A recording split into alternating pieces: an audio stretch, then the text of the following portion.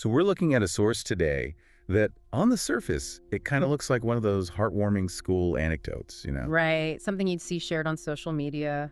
Sweet, a little sad. But when you actually read it, I mean, when you get into the subtext, it's much closer to a horror story about modern parenting. It really is. We're doing a deep dive into a viral story called God Make Me a TV. It's an essay from an elementary school kid. And the prompt was simple, right? Just what I would like God to do for me. Exactly. And you'd expect, a cuppy, maybe superpower. For sure. A new bike? But this student just bypasses all the normal kids stuff.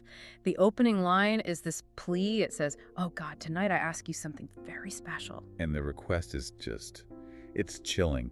Make me into a television set. It's so bizarre, but the kid's logic as it unfolds in the essay is it's flawless. Yeah. And heartbreaking. Right, and he's not asking to, broadcast shows, that's not the point. He wants the social status of the TV in his own house. That's the core of it. It's about the hierarchy of attention. He actually lists the privileges the TV has. He says, I want to take its place so I can have my own special space. A space where the family gathers around him. Yeah. And the part that really stood out to me was about being heard. He writes, I want to be the center of attention and be heard without interruptions or questions. Wow. I mean, that just implies that right now, his own voice is just background noise. It's less important than whatever is coming out of the screen. And it goes even deeper than attention. It's about care. The line about when it's not working. Yes.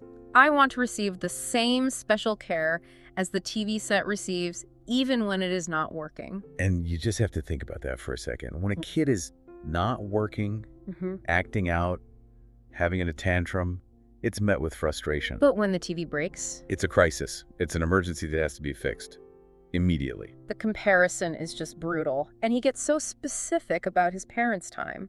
He wants his dad's company when he comes home, even when he is tired. Which tells you everything you need to know. It suggests the pattern is, dad's tired, so dad goes to the TV. Because the screen requires nothing from him. A child requires, engagement, energy. And this kid is basically saying, I'll become an object if it means I can just be near you. He also mentions his mom. He wants her to come to him when she's sad instead of, ignoring him. And for his brothers to fight over who gets to be with him. It's a total substitution.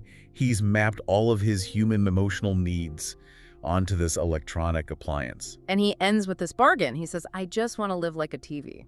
So the frame for the story is really important here. We're not just reading this essay, we're watching the boy's teacher grade it. She's at her desk, and she's crying. Her husband comes in, sees she's upset, asks what's wrong. And she just hands him the paper. And this is where the whole thing shifts. Because the husband reads it, and he gets it. He sees the neglect clearly, and his reaction is immediate. It's visceral. He says, my God, poor kid, what horrible parents. He's judging them instantly.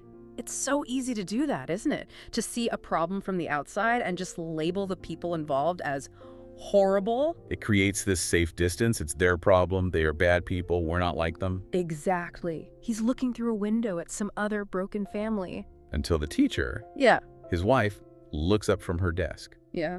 And this is the twist that it lands like a punch. She just says, that essay is our son's. And suddenly that window he was looking through becomes a mirror. It just shatters everything. The judgment he just passed on those horrible parents, he just passed it on himself. He has to reconcile that now. And that's why this story went so viral, I think. It's about that blind spot. Totally. We all think we're present, we're in the room, so we must be connecting. But this child's essay is basically screaming that physical presence means nothing if your attention, your focus is somewhere else entirely. If it's married to a screen. The kid was willing to trade his own humanity just to get the level of respect the family gives to an appliance. I mean, that's the takeaway. So, I guess here's the question we want to leave you with. If an outside observer walked into your home tonight, and they just watched, they watched to see who gets the most direct eye contact, the most gentle handling, the most immediate focused attention when they glitch or act up. Yeah. Would they conclude that the most important life form in your house is the people or the screens on your walls? That's an uncomfortable question for a lot of us to answer, honestly. It really is. Thanks for diving deep with us. We'll see you next time.